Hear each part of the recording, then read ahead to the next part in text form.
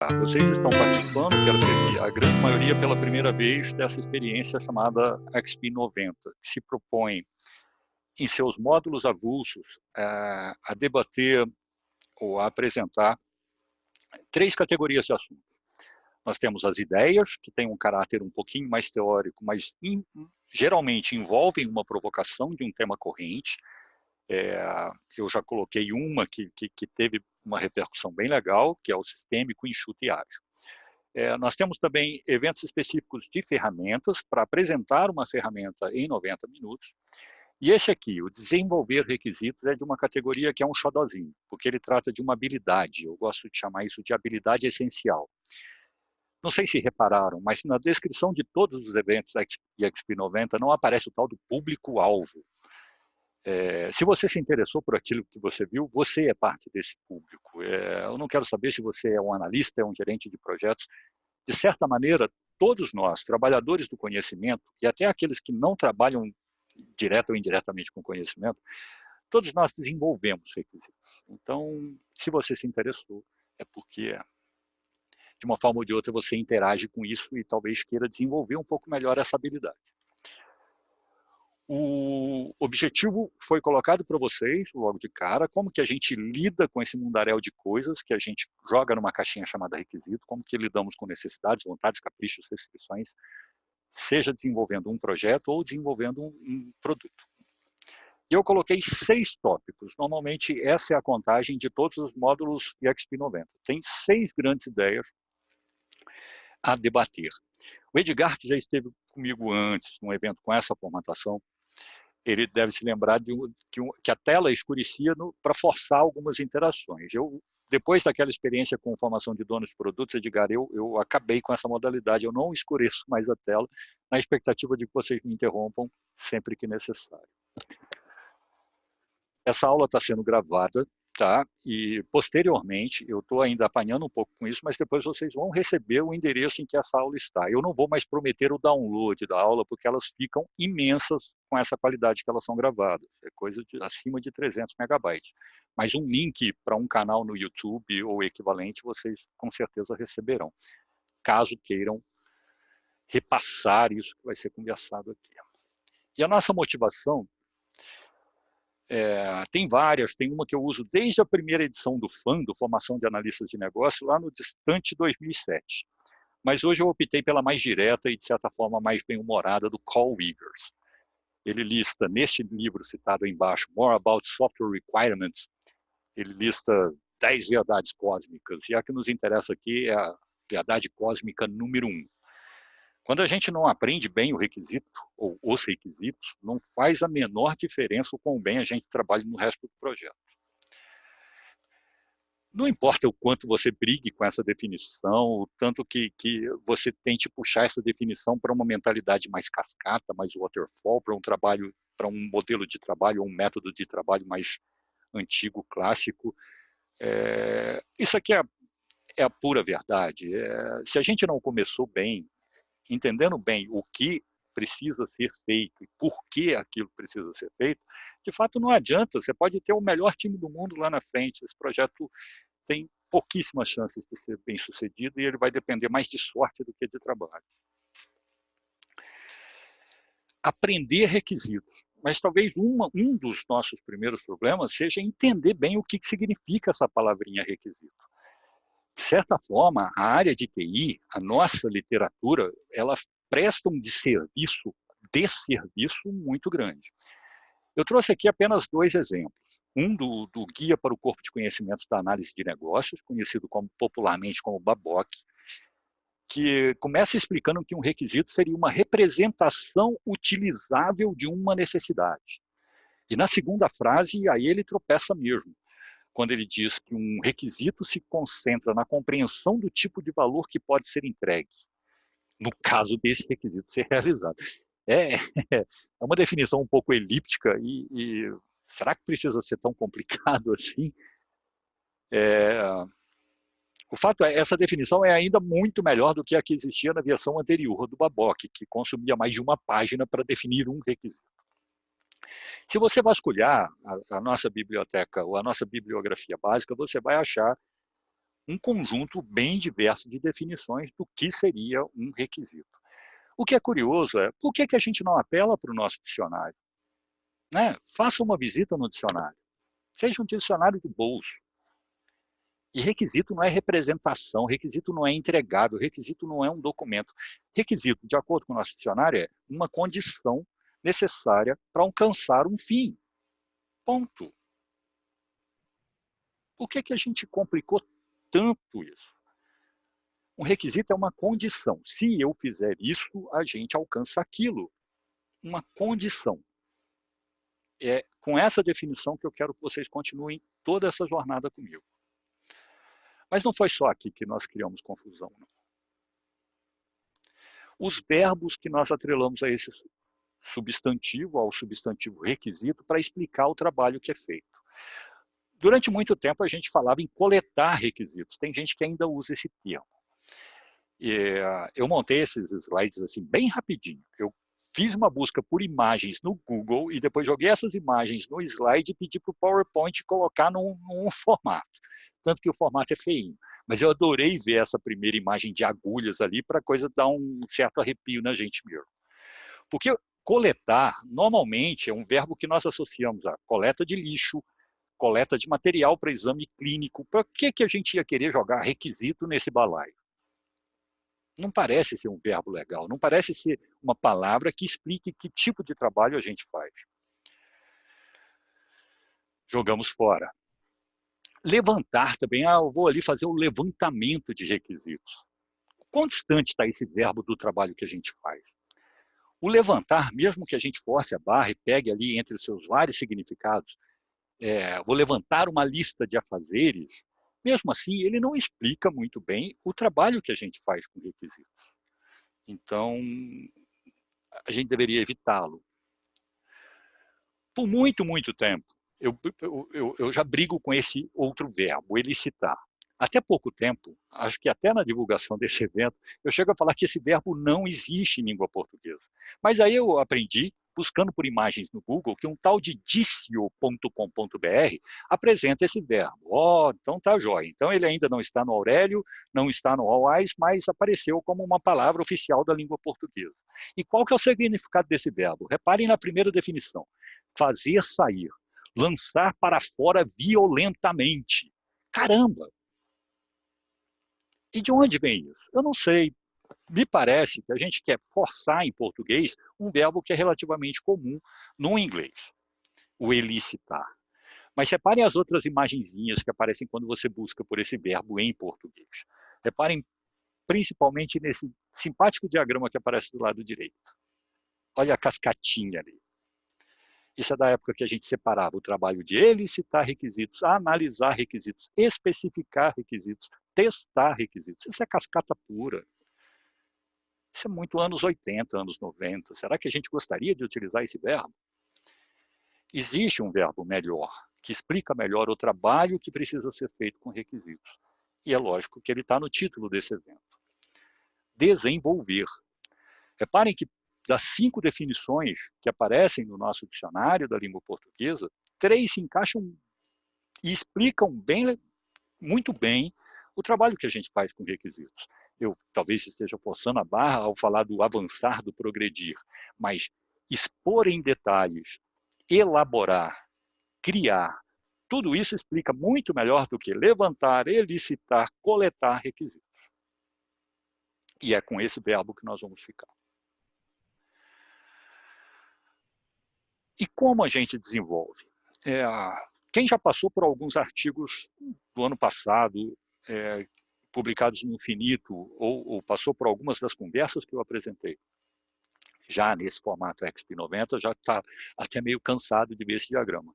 Eu hoje vou poupá-los da montagem desse diagrama, como eu faço em outros eventos, não é o nosso tema principal, mas ele está aqui apenas para ilustrar o trabalho que nós desenvolvemos. Reparem que a palavra requisito não aparece em momento algum, porque eu já estou falando, de certa forma, tratando de uma ferramenta ou de um artefato que é elaborado, mas há requisitos nos 4 quadrantes.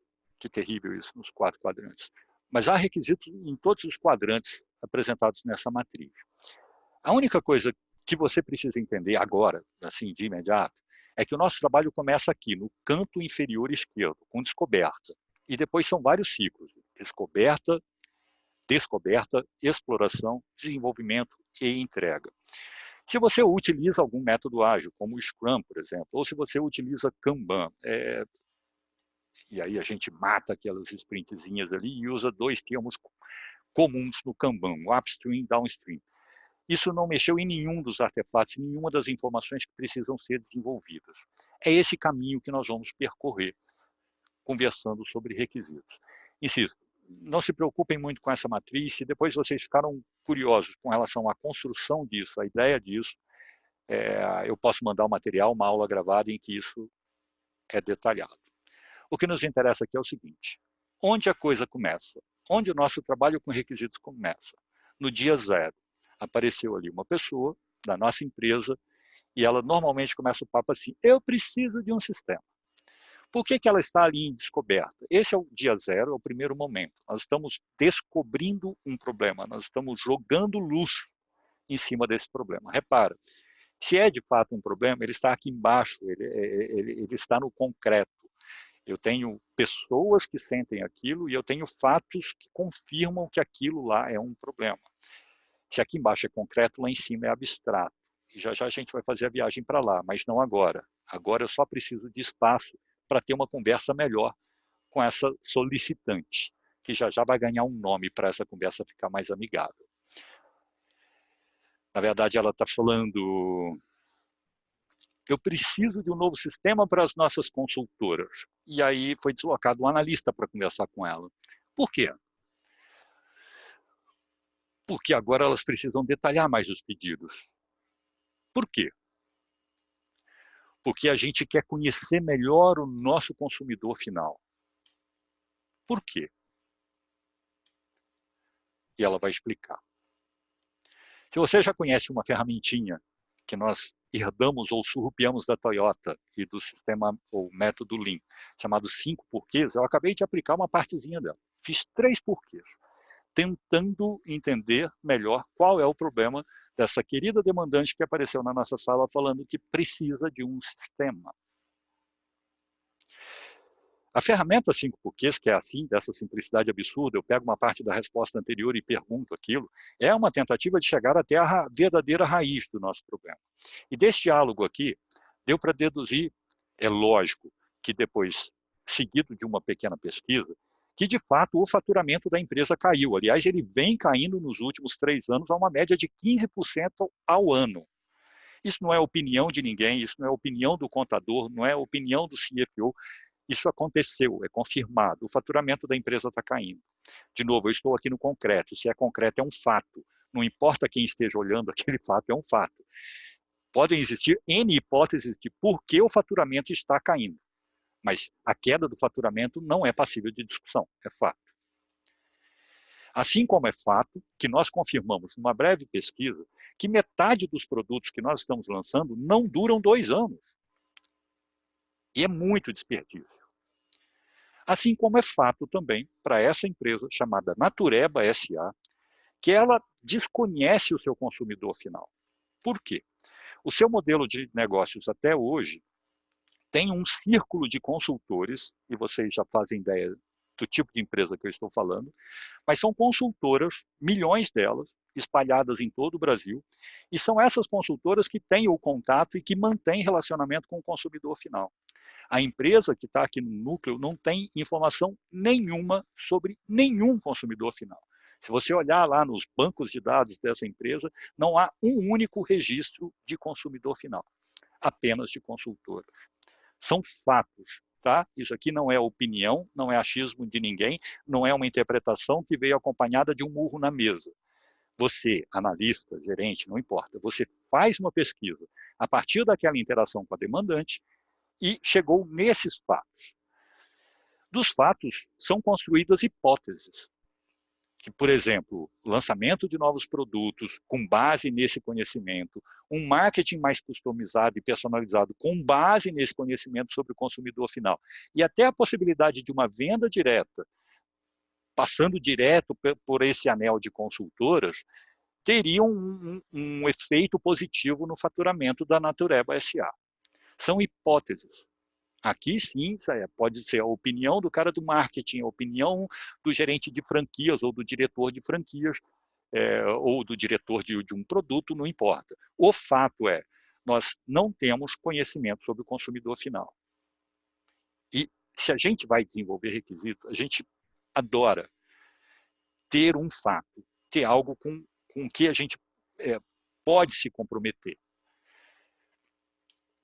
Vamos para outra ferramenta. Talvez alguns de vocês já tenham interagido com ela, tal de OKR num português, para não ficar aqui dobrando a língua toda hora. OKR de Objetivos e Resultados-Chave.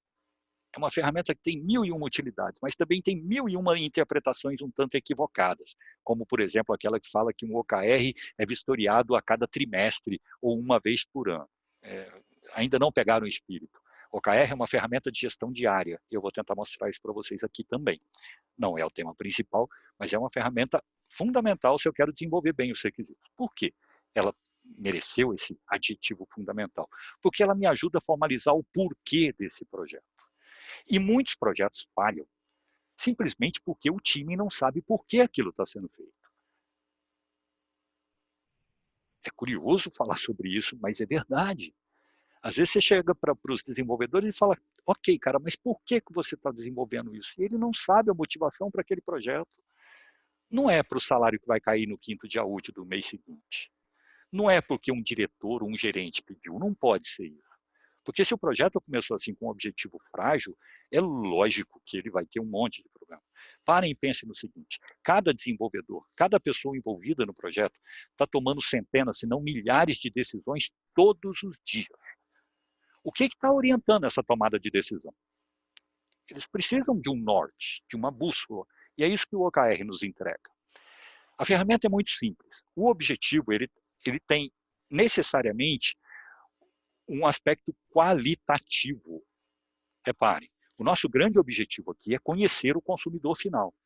Eu até me comprometo com o prazo, fixei ali dezembro de 2022. Mas o fato é que eu não vou conseguir quantificar isso, até porque esse conhecimento nunca vai ser 100%, ele nunca será pleno. Sempre eu vou descobrir alguma coisa nova a aprender, a conhecer sobre o meu consumidor final. O fato é que hoje, na Natureba S.A., eu não tenho nem a mínima informação demográfica, eu não tenho o endereço da pessoa, não tenho nada. Mas a hora que eu falo em conhecer o consumidor final, além de dados básicos de cadastro, eu quero conhecer padrão de consumo, eu quero conhecer renda desse cara, eu quero saber qual percentual dessa renda ele dedica para os produtos que eu me proponho a vender, que são produtos na área de... eu sou uma indústria cosmética, ok? O objetivo é qualitativo, o resultado-chave é obrigatoriamente quantitativo. E ali tem um primeiro, com um prazo bem mais curto, para que eu possa acompanhar a evolução disso.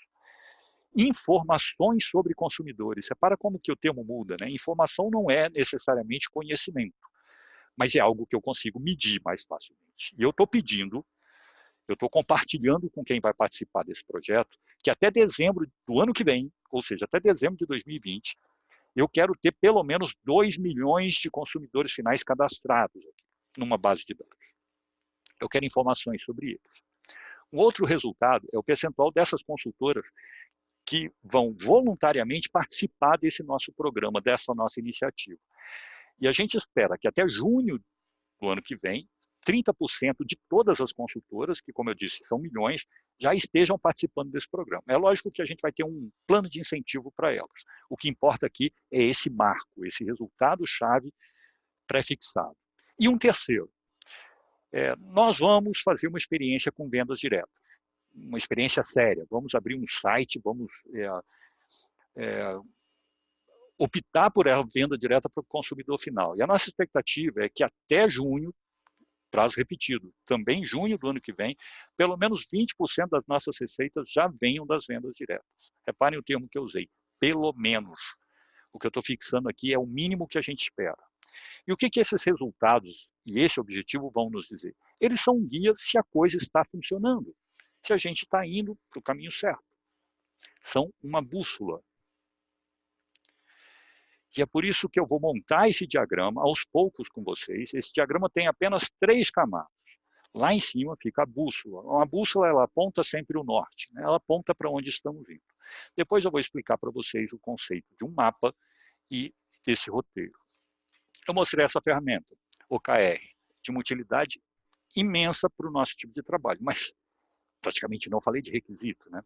Vamos dar uma olhada numa outra que eu não sei porquê, é ainda muito desconhecida, mesmo na comunidade ágil. Quando há quase um ano atrás, eu estive no Caipira Ágil apresentando um workshop, interagi ali com dezenas e dezenas de pessoas. Eu falei, quem já ouviu falar em Value Histories, ou histórias de valor? E não encontrei ninguém que já tivesse se deparado com essa ferramenta. Eu falei, caramba, é uma ferramenta que deriva das histórias de usuários. Reparem que o formato é idêntico. Só que ela tem um outro sentido. Ao invés de ter ali uma pessoa falando o que ela precisa, eu estou colocando uma organização, eu poderia colocar um departamento ou um time, mas aqui eu estou colocando a empresa toda e o que ela precisa. É uma alternativa ao OKR. Se você não foi com a cara do OKR ou não vê possibilidade de uso, a história de valor pode ser bem mais direta. Num projeto legal, de médio para grande porte, você vai ter entre 5 e 10 histórias de valor. Você pode ter até esse número. Aqui ela está praticamente redundante, mas o mais importante que ela carrega. Reparem que na última parte, para começar a conhecer melhor, uma história obrigatoriamente se compromete com algo quantitativo. A exemplo do OKR, se eu não tenho uma informação quantitativa, algo que eu possa medir num determinado prazo, como que eu vou saber se eu estou caminhando, se eu estou avançando no sentido certo? Então, uma história de valor pode ser uma informação complementar lá da nossa bússola ou pode substituir o OKR. Aqui, para fins didáticos, eu estou colocando as duas como se fossem complementares, apesar da grande redundância entre elas. Bem que o OKR nos conta um pouquinho mais ao detalhar um pouco mais informações quantitativas, ao detalhar um pouco mais o caminho a perseguir. Uma terceira ferramenta que nos ajuda antes de começar o trabalho mais detalhado com requisitos, a ferramenta Jobs to be Done. Ela já tem mais de 25 anos, mas parece que só recentemente entrou no nosso radar. É outra ferramenta que ajuda pra caramba, mas tem um sentido bem diferente das duas anteriores. Ela é particularmente útil para o desenho de novos produtos, de novos serviços ou soluções. Jobs to be Done. Você fixa um perfil de cliente ou perfis de clientes e detalha ali o que essa pessoa precisa fazer. Isso, normalmente, a gente coloca em qualquer nível de uma atividade, mas normalmente mirando um consumidor final. Seria, no nosso caso aqui, uma ferramenta bem legal para começar a conceber essa solução para o consumidor final, né? Esse site de comércio eletrônico que estaria dirigido para ele. De novo, o nosso papo não é sobre nenhuma ferramenta específica, aqui só vou atiçar um pouco a sua curiosidade colocando o seguinte. Jobs to be Done capta o aspecto funcional de um trabalho, de algo que o nosso cliente precisa fazer, que o nosso usuário precisa fazer. Mas ele difere muito do tal requisito funcional, e me lembrem de falar por que eu uso esse tom assim, irônico a hora que eu falo requisito funcional, me lembrem daqui a pouco de falar sobre isso. Mas além desse aspecto funcional do trabalho a ser feito, do job to be done, do trabalho a ser realizado, ela também se preocupa em capturar o aspecto emocional daquele trabalho, ou seja, como esse cliente espera se sentir quando ele contrata esse serviço, quando ele contrata esse produto. E aspectos sociais, como ele quer aparecer por se apresentar como um usuário, como um assinante, como um consumidor desse produto ou desse serviço. Reparem que é uma ferramenta que abre as nossas perspectivas ao forçar que a gente pense nesses outros aspectos, além do aspecto funcional que um produto ou serviço deve oferecer. Ou seja, Jobs to be Done também é uma ferramenta que pode nos dar uma bússola, com um caráter, insisto, um caráter bem diferente das anteriores, porque aqui eu não tenho necessariamente uma informação quantitativa, mas tenho necessariamente um compromisso em entregar um determinado valor, um serviço para o meu cliente na forma de um produto, na forma de uma solução.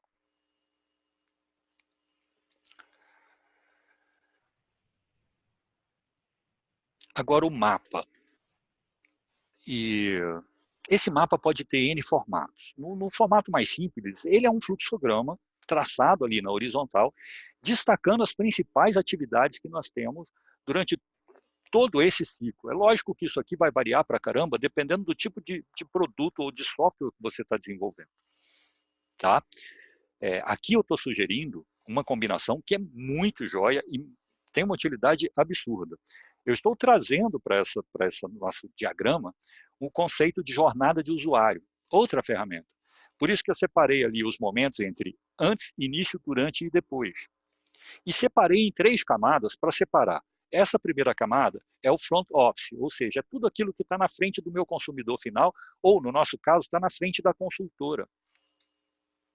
Se há um front office, se há essa linha de frente, há também a retaguarda, representada nessa segunda camada. Ou seja, são todos aqueles trabalhos que a Natureba precisa executar, mas que o meu cliente lá na outra ponta, que o meu usuário não fica sabendo o que eu estou fazendo, mas eu preciso executar esses trabalhos. E, por fim, na última camada, quais recursos eu tive que alocar para executar aquele trabalho. Eu não sei se a simplicidade do diagrama esconde ou acaba amenizando a riqueza desse formato, porque ele é muito rico mesmo. Eu estou construindo, não estou dizendo que isso é necessariamente rápido, isso é uma construção coletiva, não é um trabalho de uma pessoa apenas, mas nós estamos construindo a visualização de todo o processo, de toda a cadeia de valor, de ponta a ponta, mesmo que o escopo do meu trabalho se limite a uma parte específica. Por que isso é importante? Para fins de integração, para que você não esteja criando problema para um departamento que vem antes ou depois do seu, por uma série de fatores. Ter essa visão do todo é sempre muito relevante para o nosso tipo de trabalho. Para o nosso trabalho, que espero não tenha esquecido, é desenvolver requisitos. Mas caramba, Paulo, você não trouxe os requisitos até agora. E eu falo, caramba, turma, vocês não me interromperam até agora. Tá tudo bem?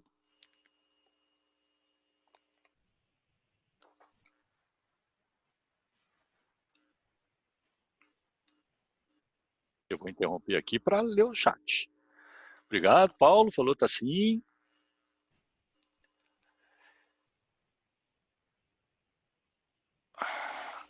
O Edgar, aproveitando. Marisa, tudo bem? Henrique.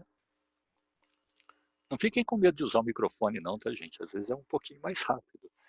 Mas se não tem dúvidas, beleza, eu sigo, se vocês não me interromperem.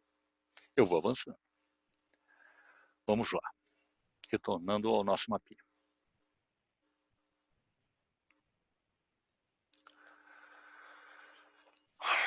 Reparem, saí da descoberta e fui para a exploração. E aquela mesma pessoa que estava interagindo comigo, ela vem com um primeiro grande requisito. A consultora precisa colocar pedidos. Por que isso aparece na exploração? Porque agora eu começo a ter N hipóteses. Como que uma consultora coloca pedidos? Se vocês já acompanham há um certo tempo esse trabalho, a Natureba tem como concorrentes, por exemplo, a Jequiti, a Avon, a Natura. Vocês veem que tem pedido que sai à mão. E depois alguém na outra ponta digita, ou seja, o colocar pedidos tem N formatos, até o mais arcaico deles. Mas aqui a gente está falando sobre um novo sistema. E tem N hipóteses de construção. A nossa preocupação é entender bem esse requisito. E eu vou capturar esse requisito na forma de uma história de usuário. Por muito tempo eu tive, e de certa forma ainda tenho, várias restrições a essa ferramentinha que eu estou utilizando. Tá? Eu entendo que ela é muito rica, ela é muito legal. O meu problema talvez nem seja com a ferramenta, mas com a forma como muita gente usa essa ferramenta, como se ela fosse suficiente. E esse é o meu maior problema. Mas vamos lá, antes de falar do problema, vamos falar da solução. Repare, uma história do usuário está simplesmente capturando, e de uma forma bastante didática, que a consultora precisa colocar pedidos. E ela tem 2 objetivos aqui, não só formalizar que fez uma venda, mas a partir de agora repassar informações sobre o consumidor final. O CF aqui é o nosso consumidor final. Deixa eu falar um pouquinho mais sobre a ferramenta. No nosso trabalho com requisitos, principalmente quem já tem um pouco mais de tempo de estrada, vira e mexe, a gente fala sobre documentos e sobre documentação. Um documento, está embutido na palavra o seguinte sentido: um documento fecha uma conversa, né? Ele encerra uma conversa, ele coloca final. Tanto que vira e mexe, a gente tem nas nossas empresas alguém correndo atrás de alguém que precisa assinar aquilo lá, né? Para formalizar que está muito bem entendido aquilo que foi conversado. O documento é como se fosse uma ata, ele formaliza o que aconteceu. E nesse sentido, uma história de usuário é o oposto de um documento. É o exato oposto. Ele não está fechando uma conversa, ele está iniciando uma conversa. E isso eu gosto bastante nessa ferramenta. Ela é catalisadora mesmo. Ela provoca conversas. E aí vem a minha crítica. Tem muita gente que registra a história e pronto. Caramba, você acabou de abrir uma conversa, você não está encerrando uma conversa. Se você está encerrando, você está agindo como os cascateiros, e não é essa a nossa ideia.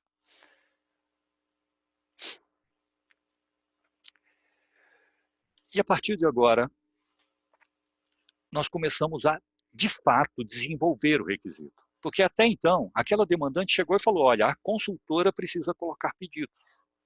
Joia. Se eu me limito a isso, ou talvez rabiscar um protótipo do lado dela, eu aprendi muito pouco sobre o requisito. Um dos significados do verbo desenvolver é que nós vamos detalhar, nós vamos esmiuçar, nós vamos elaborar um requisito. E o que eu começo a passar para vocês a partir de agora é aquilo que no programa dessa aula está escrito como estruturar requisitos, o mínimo que a gente precisa saber. E é isso que eu começo a mostrar agora. Um mínimo que a gente precisa saber sobre requisitos. Vamos lá. A primeira coisa, tão logo a gente recebe o requisito, é de que tipo de requisito é esse aqui?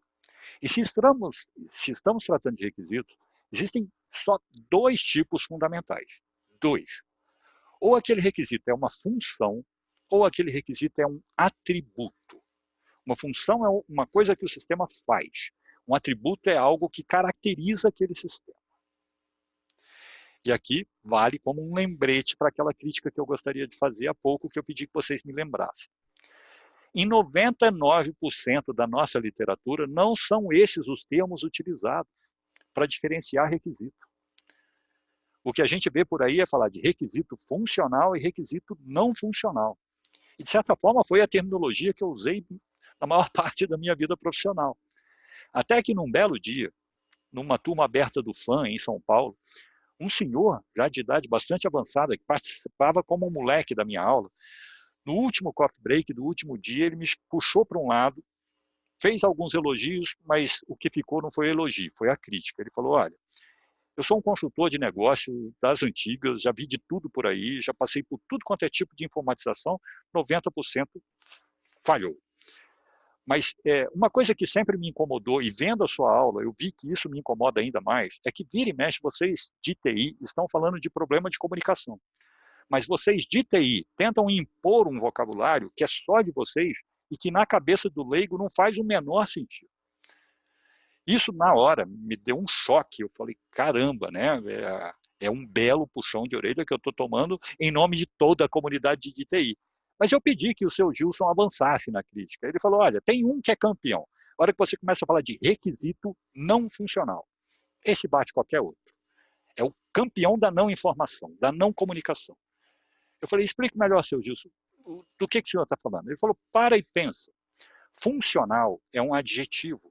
Normalmente a gente atrela essa palavrinha para elogiar, por exemplo, olha, aquele apartamento é bastante funcional. A gente está elogiando algo, né, com um adjetivo funcional. Na cabeça de um leigo, quando você fala que vai tratar, ou que tal trecho de um documento trata dos requisitos não funcionais, a coisa vai soar, querendo ou não, ela vai soar como não funciona. Mesmo que você queira explicar que isso não é aquilo, que um requisito não funcional trata de atributos, caramba, por que a gente complica? Por que não ir diretamente no termo que explica muito melhor o que é um não funcional? E esse termo é atributo. É um atributo. E olha essa provocação que eu coloco aí embaixo, das duas imagens. O que diferencia esse simpático 147C desse simpaticíssimo 500 são os atributos, porque as funções que esses dois produtos realizam são praticamente as mesmas. Eu não criei isso não, tá? o livro do qual eu pego essa provocação, que usa outros veículos como exemplo, e que também me ensinou a trabalhar com esses dois termos principais, funções e atributos, é um clássico que eu já tinha, que eu já conhecia, mas que depois tinha ignorado. É o melhor livro sobre requisitos, e ele simplesmente não fala em funcional e não funcional em nenhum momento, nem para descer o cacete. O livro é fantástico, vai aparecer no final da nossa conversa como uma belíssima dica. Mas se vai ficar alguma coisa dessa nossa conversa para amanhã, vamos abolir esse papo de requisitos funcionais e não funcionais? Será que essa justificativa e todo o puxão de orelha que eu tomei do seu Gilson não seriam suficientes? Por que a gente não simplifica o nosso papo? O que nós temos são funções e atributos. Ah, Paulo, mas lá no programa você fala de outros dois. Você fala também de restrições e de preferências. Pois bem, agora se você quiser anotar, eu deixo, porque isso não está escrito no material que você vai receber e não vai ser projetado. Mas restrições e preferências são atributos. Uma restrição é um atributo que foi valorizado como fundamental. Olha, se não entregar isso, não precisa nem entregar. Ou seja, uma restrição é algo que eu preciso cumprir. Ele é um atributo fundamental. E uma preferência? Olha, se tiver tempo, se der tempo e se tiver dinheiro, eu prefiro que seja assim. Mas se não der tempo, tudo bem. Reparem, é também um atributo. Uma preferência. Mas eu não quero complicar o nosso papo, porque o fundamental aqui é entender que nós temos dois tipos. Um que fala o que o sistema faz e o outro que fala o que o sistema é. Joia. Um belo início de jornada. O que mais que eu preciso saber do requisito? Caramba, quem pediu? O requisito não cai do céu, não surge de uma forma espontânea.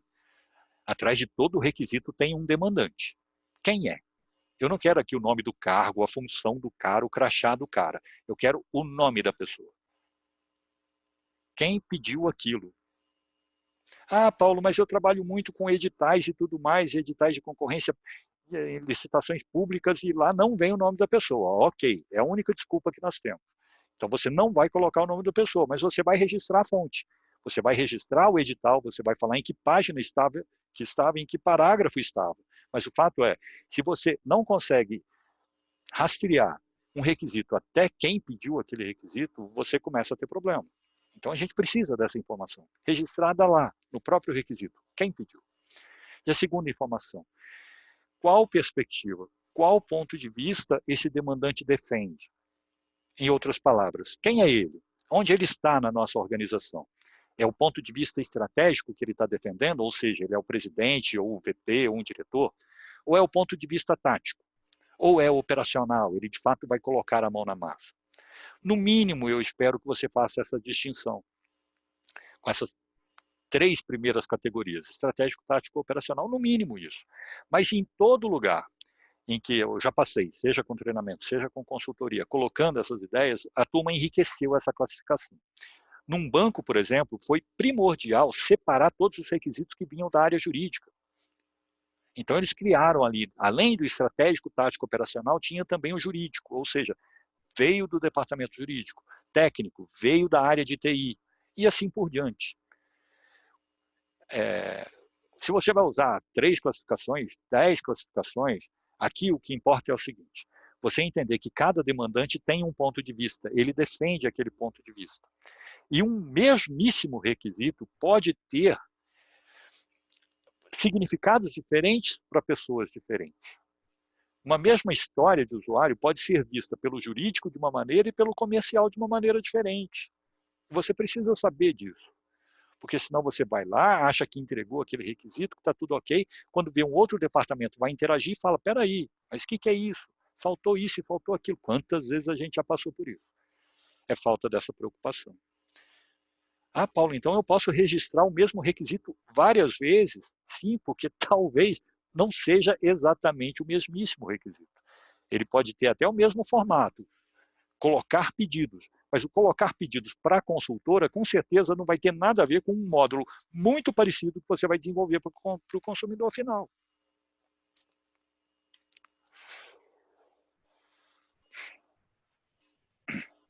Me desculpem. Seguindo. Então, eu já sei diferenciar aquele requisito, se é uma função, se é um atributo, eu já sei quem pediu aquilo e que ponto de vista aquela pessoa defende. Está na hora de fazer a pergunta de $1 milhão. Esse requisito vale $1 milhão? Não, a pergunta mais certa é: quanto vale este requisito? Em salas eu até brinco de uma forma diferente. Eu viro para a demandante: Josefina, ilustríssima Josefina, por favor me diga, quanto vale este requisito? Muita gente, num primeiro momento, quando eu faço essa colocação, fala: todo mundo vai falar que vale o máximo, que vale tudo e que não sei o quê. Eu falei: não. Eu não estou querendo a opinião da pessoa. Eu estou querendo a avaliação dessa pessoa de qual é o valor desse requisito para a realização do nosso objetivo. Repara, nós já colocamos uma bússola lá na frente. Ou essa bússola está na forma de um OKR, pode estar na forma de uma história de valor ou qualquer outro formato que você prefira, mas a informação existe. A informação de por que estamos desenvolvendo esse projeto. Nós estamos desenvolvendo esse projeto para a Natureba para conhecer melhor o nosso consumidor final. Se lá na frente esse conhecimento vai gerar um maior faturamento, ok, mas a meta nessa nossa iniciativa, o grande objetivo é conhecer o consumidor final. E aí eu estou perguntando para a demandante, quanto vale essa história, ou quanto vale esse requisito, dado que o nosso objetivo é conhecer o consumidor final. A gente tem N maneiras de apresentar esse valor, de fazer essa valorização. A mais simples pode ser assim: fundamental, importante ou opcional. Muita gente gosta de usar a técnica, o método Moscow, né? Separando o must, o should, o could e o won't. Eu prefiro tornar tudo quantificado, tudo. Mesmo que seja usando um subconjunto bem pequenininho da escala de Fibonacci, como essa sugerida aí do lado direito, do 1 ao 13, usando Fibonacci. Um número é sempre o resultado da soma dos dois números anteriores. Isso é Fibonacci, para quem se esqueceu. Então, se esse requisito, colocar pedidos, é fundamental para a realização do nosso grande objetivo, então ele vale 13. A maior nota que eu posso dar é 13, então ele vale 13. Esse é o valor desse requisito. Não dá para avançar sem essa informação. E o que a gente vê de uma forma muito comum por aí, inclusive em empresas que já estão, por exemplo, trabalhando com métodos ágeis há um bom tempo, é aquela briga em meio de sprints ou nos intervalos entre sprints na programação, com todo mundo perdido, demandantes, os clientes e os desenvolvedores, sem o horizonte, sem uma bússola. Aquele backlog que fica mudando de forma que cada hora tem uma coisa fica prioritária. Isso é nitidamente a falta de uma bússola, falta de um objetivo com o qual a turma concorde. Tem gente que fala: nesses tempos de alta complexidade é muito difícil fixar. Não. Isso está funcionando mais como álibi, como desculpa. Não é bem assim. Eu sei que o meu exemplo aqui é de uma simplicidade absurda, mas ele ilustra um caso em que, sim, vamos conversar sobre o que a gente está buscando? Está ali, conhecer o consumidor final. E colocar pedidos, eu preciso ter um módulo, colocar pedidos, em que a consultora chega lá e me forma os dados desse consumidor final. E se ela faz isso, então esse requisito tem, sim, muito valor, vale 13. Repare que no nosso mapa, a posição da história, ela vai indicar a prioridade, ela já indica visualmente o valor. Ou seja, ali no roteiro, fica mais alto, fica no lugar mais alto aquilo que tem maior valor. Então, se eu tivesse só a classificação fundamental, importante e opcional, lá embaixo, e vocês não estão vendo lá embaixo, dadas as restrições da tela, tá? Mas esse roteiro pode ficar imenso. Aqueles itens classificados como opcionais, ou usando a escala de Fibonacci, aqueles que ficaram com nota 1, 2 e até 3, eles vão ficar lá embaixo nesse roteiro. Por quê? A não entrega, a não realização desses requisitos não vai impactar a realização do nosso grande objetivo. Não vai nos impedir de conhecer o consumidor final. Ou seja, esse mapa que eu estou colocando para vocês, graficamente, ele já sinaliza o que é prioritário. Qualquer um chega, bate o olho no mapa e fala: rapaz, se essa história está aqui em cima, é porque essa história tem um valor muito grande para a realização daquele objetivo que está lá na bússola. É exatamente isso. Sem interpretações, sem dúvidas, sem ambiguidade, porque a gente quer essa comunicação direta. Seguindo, requisitos podem se relacionar, né? Se eu tenho, ao buscar o valor, se eu faço uma rastreabilidade vertical, né, percorrendo a história até chegar lá na bússola e medindo o valor, eu não posso ignorar o fato de um requisito manter relacionamentos com outros requisitos. Eu preciso saber que tipo de relacionamento é esse. É engraçado que muita gente fala em análise de requisitos, eu falo, beleza, quantos requisitos dependentes desse aqui existem? Aí aparece aquele ponto de interrogação na face da pessoa. Hã? Quantos dependem desse? Quantos enriquecem esse? Algum requisito conflitou com esse? São tipos de relacionamentos possíveis. Esse trabalho alguém precisa fazer. Se a gente não faz aqui, agora, depois que nós gastarmos aquela tufa de dinheiro, lá na frente, na bancada de teste, isso vai sair caro. Na frente do usuário vai sair mais caro ainda. E aqui é bem simples. O requisito colocar pedidos depende desse outro aqui. Depende. Ou seja, enquanto esse outro não ficar pronto, não dá para colocar pedidos. Relação de dependência. Segundo, o colocar pedidos completa esse outro aqui, enriquece, ou vice-versa. Esse outro requisito enriquece o colocar pedidos. Enriquece em que sentido? Talvez ele agregue uma funcionalidade que não estava na primeira versão. Talvez você libere uma versão para testes e depois vai colocando novas funcionalidades. O Google vive fazendo isso conosco. Não é um jogo de 8 ou 80.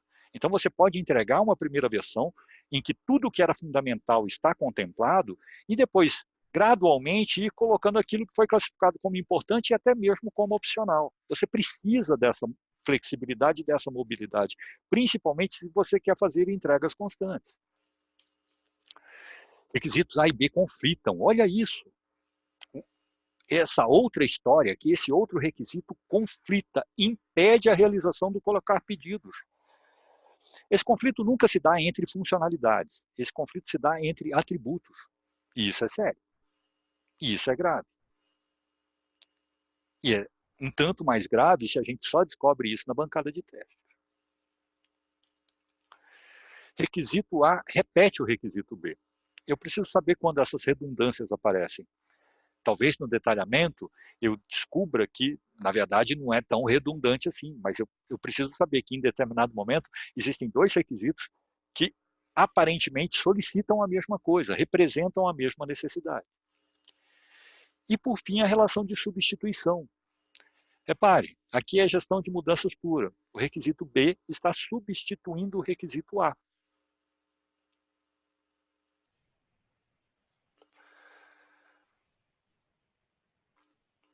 Esses relacionamentos podem estar representados graficamente também naquele nosso grande diagrama, sem problema. Como você vai fazer isso? Com uma fitinha, com um durex, com um cordão? Eu deixo você descobrir, né? Tem formas e formas. Acabou? Quase.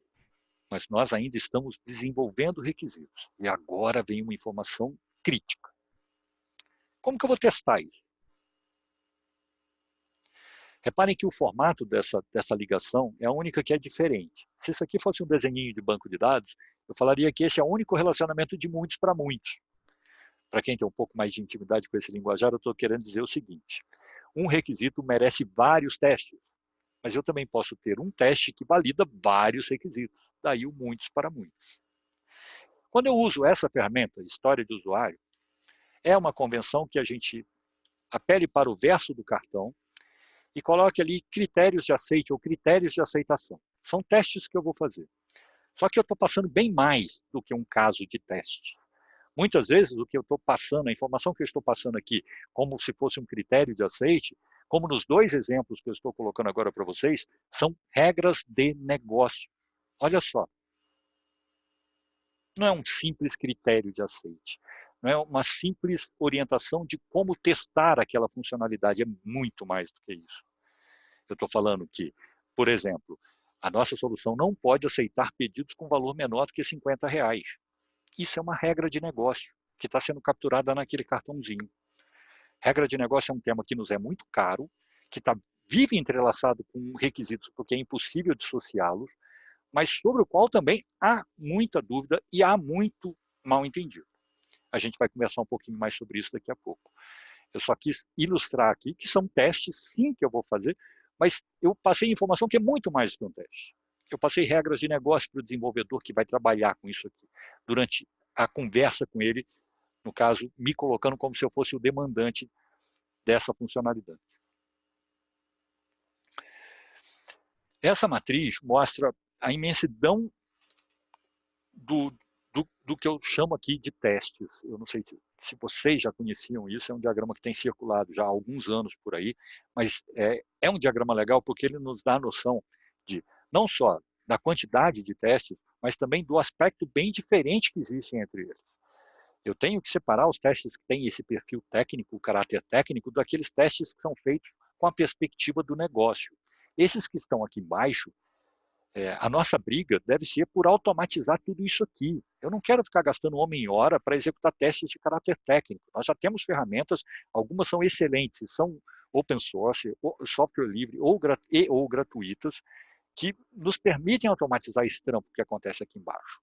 O trampo mais chato é aquele que acontece lá em cima, que aí eu quero sim, o analista de negócios, o analista de sistemas, um usuário-chave, o product owner, participando de todos os testes que aparecem lá em cima, ativamente. Eu costumo recomendar o seguinte, o product owner ou o analista de negócio testa todo dia ele tem coisa para testar. Esses testes diários aparecem aqui do lado esquerdo do diagrama, são os testes que apoiam o time. E por que apoiam o time? Porque estão gerando informação nova para o time. Todo dia. O teste não acontece só lá na review, na revisão da sprint depois de um sprint. Não pode ser assim, não vai funcionar.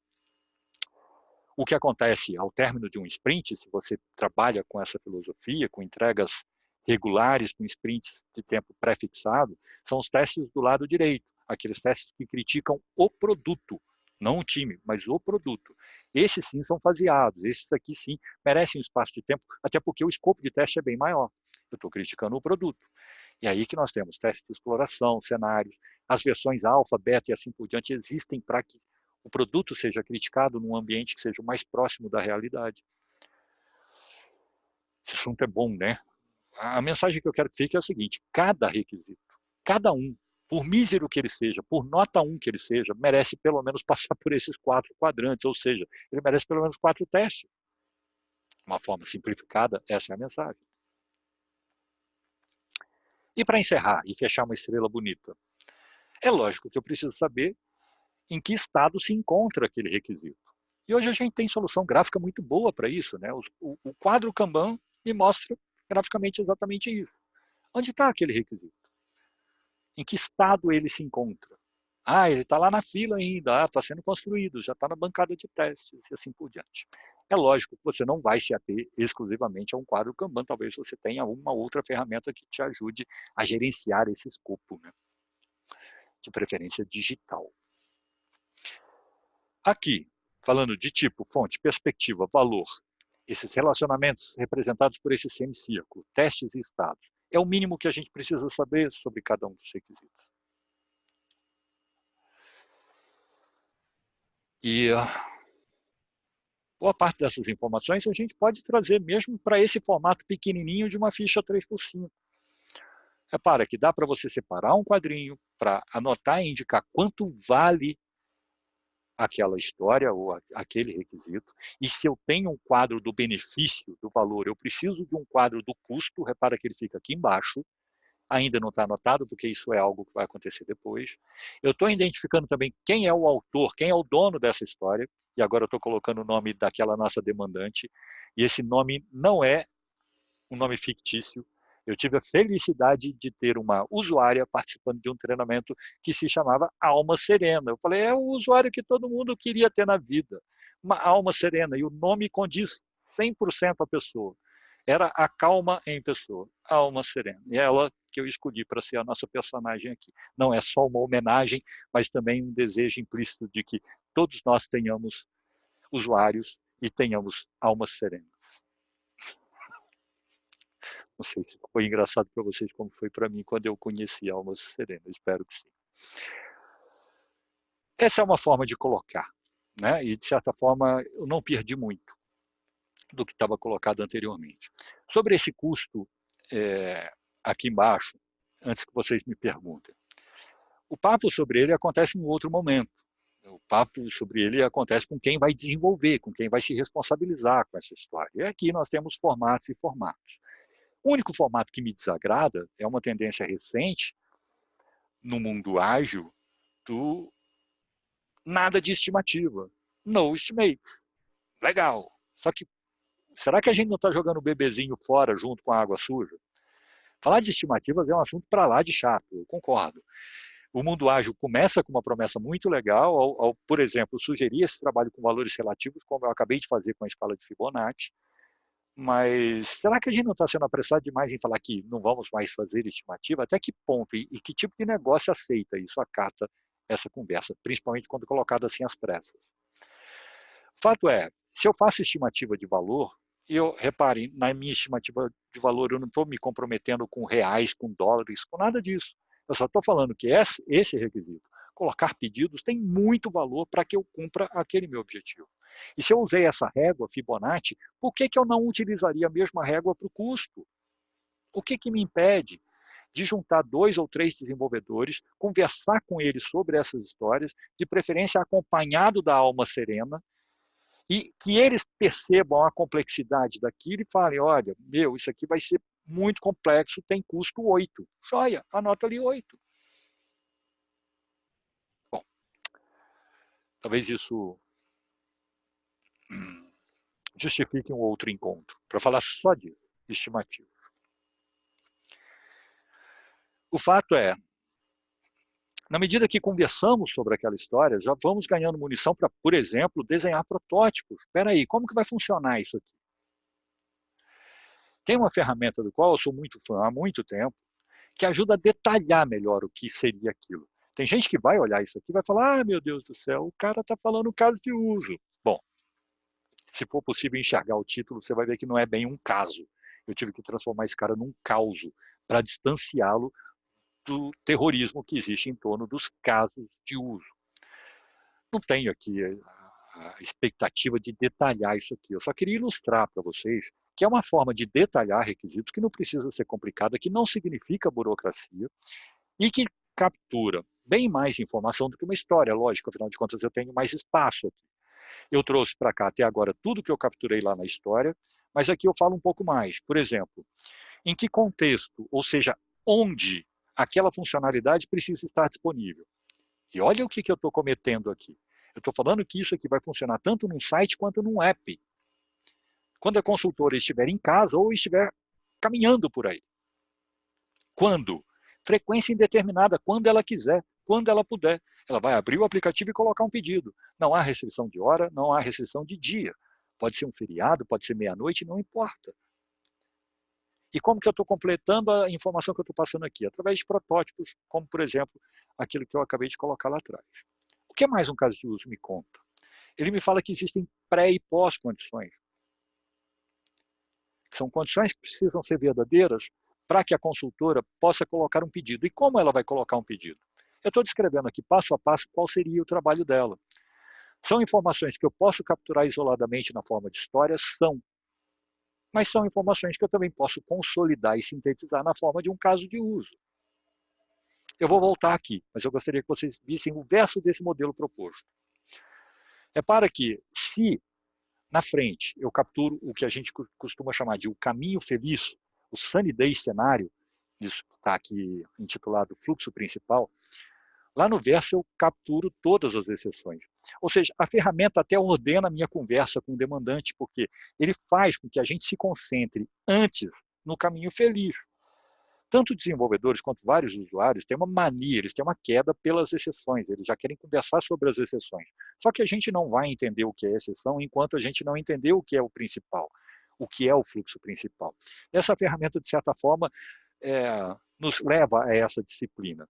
Fecha o fluxo principal primeiro, depois você conversa sobre tudo o que pode dar errado. E é lógico que o meu exemplo aqui é super econômico, é apenas uma ilustração de toda a conversa que gira.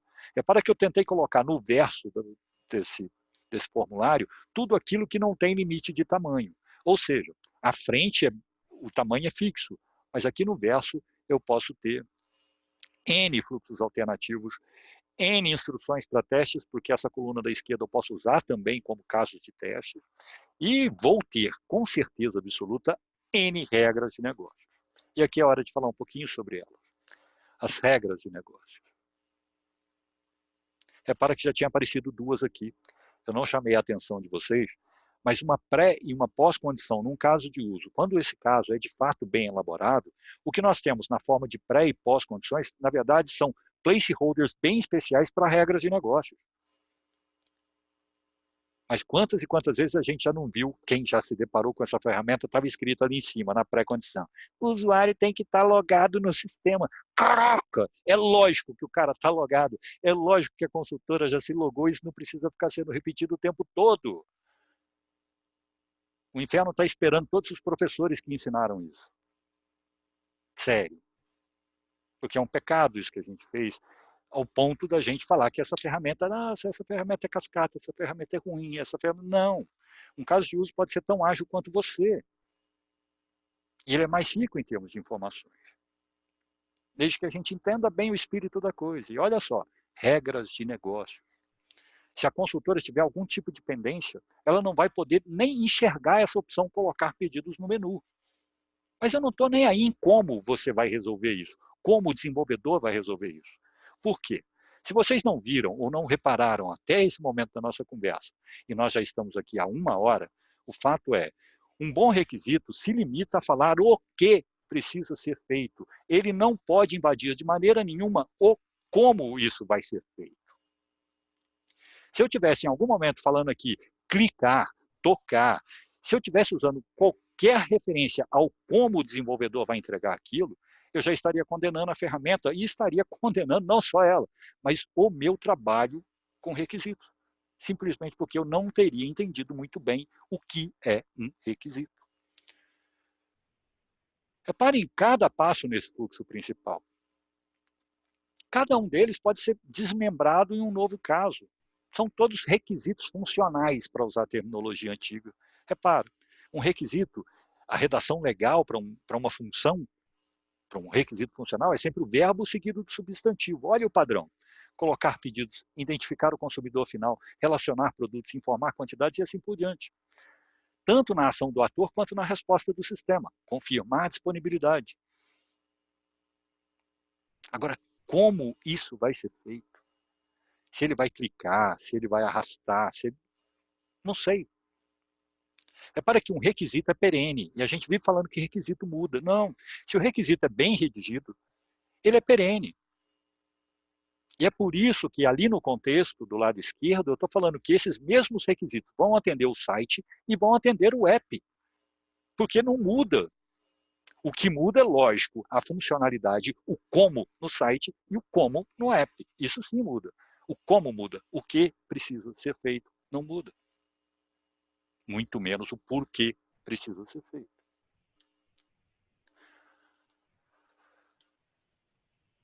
E é lógico que um caso de uso, apesar do tamanhinho dele, ele pode compor aquele imenso diagrama que a gente está traçando desde o início da nossa conversa.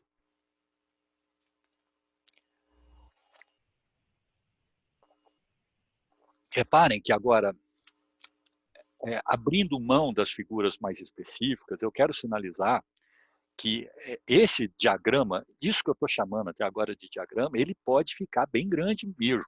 Né? Porque nós temos uma bússola que tem um espaço relativamente pequeno, esse mapa pode ser relativamente grande e o roteiro maior ainda. Mas eu não queria que espaço fosse um problema. Deixa eu ilustrar aqui com 2 exemplos. Esse primeiro vem de um dos livros que vai ser citado ao término da nossa conversa, do User History Mapping. E esse cara não é o Carlitos Tevez, apesar da imensa semelhança com o Carlitos Tevez, ex-jogador do Corinthians. Não é, parece. Reparem, ele está desenvolvendo um mapa que tem essas 3 partes. Tem lá uma bússola em cima, tem o que o autor, Jeff Patton, chama de backbone, ou a espinha dorsal, que é aquilo que eu chamei de mapa agora há pouco, que é onde a gente coloca o fluxograma, e depois tem todo o roteiro. Mas isso é um exemplo que vem do Patton, vem lá dos Estados Unidos, ok. Então deixa eu mostrar um bem brasileiro, aliás, um bem mineiro.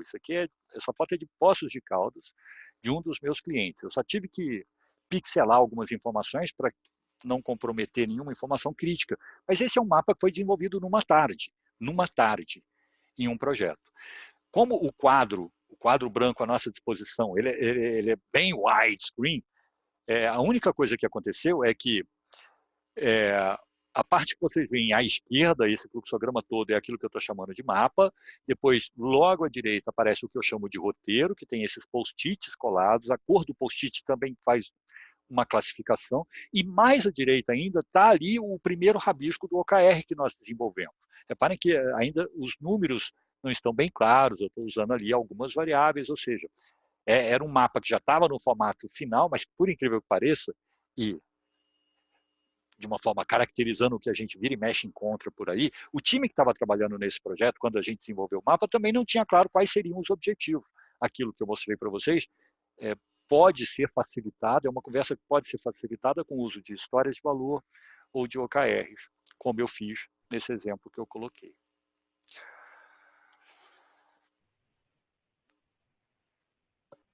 Um mapa.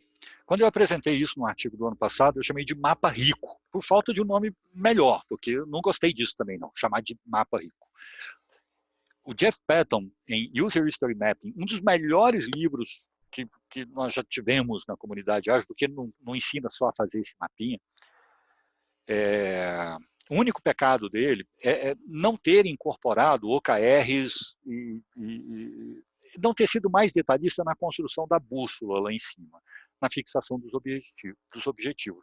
Mas no restante, ele é de uma riqueza muito grande. A intervenção que eu fiz, comparado com a sugestão original, ou com o formato de mapas de história que nós vemos por aí, são as seguintes. Primeiro, considerar ali que no mapa, no que eu estou chamando de mapa, essa coluna do meio aqui, em verde, considerar ali não só o desenho de um fluxograma tradicional, mas, por exemplo, se for possível incorporar uma jornada do usuário ali, por que não? Se você estiver, de fato, desenvolvendo um produto, faz todo sentido que você já incorpore o espírito da jornada do usuário. E, normalmente, a jornada tem se preocupa com essa divisão do antes, início, durante e depois. Se é uma aplicação para uso interno, então talvez você já tenha ali pelo menos uma visão de alto nível do fluxograma, de todo aquele processo em execução. A outra sugestão, a separação, que não aparece nos mapas que eu vejo por aí, tá? A separação entre o que é front office e back office. Não dá para tratar isso como coisas separadas. O simples fato de você pensar da porta para dentro e de dentro para fora da empresa, principalmente se você está fazendo um produto, desenvolvendo um produto para consumo externo, isso não te deixa esquecer de nada fundamental. Que, por exemplo, ali no durante, se a gente não conversar lá com a área de compliance, a gente pode ter problema. Construir essa visão enriquece demais a conversa sobre requisitos depois. E a outra intervenção que eu fiz foi lá na bússola de colocar aquelas ferramentinhas, o Patton não cita, eu não vejo isso aparecendo por aí com frequência, né? De você lançar mão de jobs to be done, de OKRs ou de histórias de valor, para traçar e para fixar, para formalizar os grandes objetivos daquela iniciativa. Nesse mapa que apareceu para vocês lá no início da nossa conversa, aparecia logo ali na coluna do meio a visão, depois OKRs, depois roadmap e depois o backlog. Se esses termos já estão no seu dia a dia, se você já desenvolve isso, olha só o que eu estou sugerindo agora. Que você pode trocar todos esses elementos separados por esse mapão rico. Talvez não a visão. Se você tem uma visão bem escritinha, com 2, 3 páginas no máximo, apresentando na forma textual e com algum diagrama, porque é uma visão do que trata aquele produto, ou que trata aquele sistema, é para que você pode combinar roadmap, backlog, e pode ser uma imagem apenas.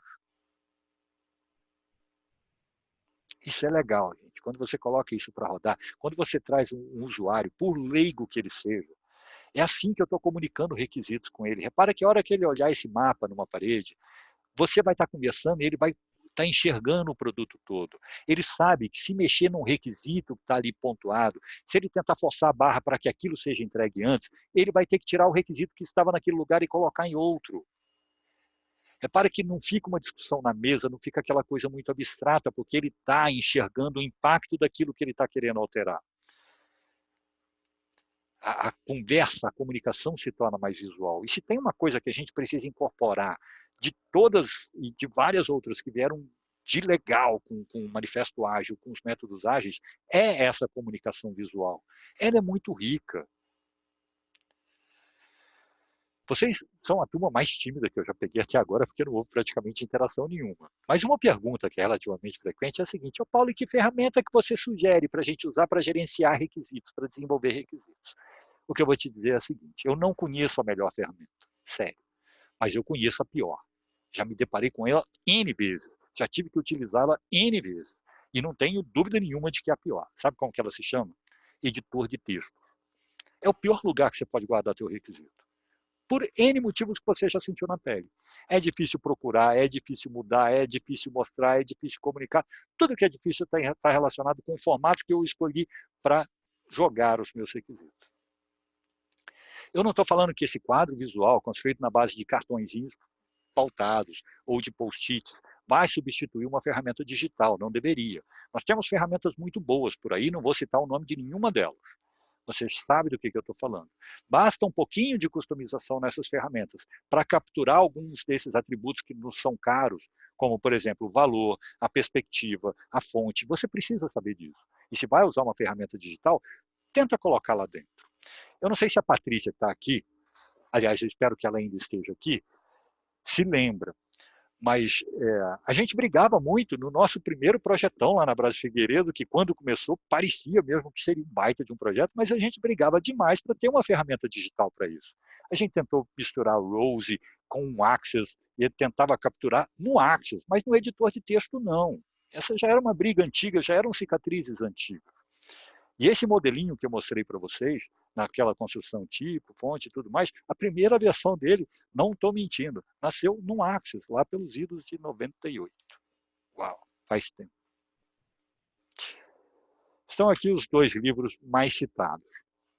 User History Mapping, do Patton. Infelizmente, não merecemos uma edição em português do Brasil, mas deveríamos merecer. É um livro riquíssimo. O Jeff Patton chega a ilustrar um exemplo construído aqui no Brasil. Ele interagiu com o time da Globo.com, que fez aquela primeira grande mudança na Globo ali nos idos de 2006. E boa parte dessa experiência ele documenta nesse livro que saiu em 2014. É bem legal, inclusive com algumas fotos. Tá? Para esse ferramental moderno que eu utilizei para demonstrar os conceitos que eu queria mostrar para vocês, é o melhor livro que eu conheço, User History Mapping, do Jeff Patton. Agora, em termos de conceito, do entendimento do que é requisito e do que é o trabalho com requisitos, então o livro é esse que está aqui do outro lado. A capinha é do original em inglês, que ainda está disponível, tá? Mas o título que eu estou colocando embaixo é porque esse livro já saiu em português do Brasil. Eu, inclusive, já tinha a edição original dele aqui há muito tempo, ele é do início dos anos 90, como vocês podem ver. Se você der sorte, você vai achar isso num bom sebo, vale a pena. Se você não tem problema com inglês, então eu recomendo o original. Você vai achar com mais facilidade na Amazon e em outras lojas. Só um alerta: se você for comprar a versão eletrônica, esse livro, Os Safados dos Autores, e o Jerry, putz, eu falo safado é até um grande de um pecado. O Jerry morreu, o Gerald morreu no segundo semestre do ano passado. Ele já estava velhinho, viveu bem, escreveu mais de 50 livros. Mas os dois, eu não sei porquê, a edição eletrônica está dividida em parte 1 e parte 2. Tá? Eu até comprei pensando que seria uma atualização, mas não. Eles pegaram o livro original e dividiram em dois, talvez para ganhar um dinheirinho extra. Tá? Mas trata do mesmíssimo livro.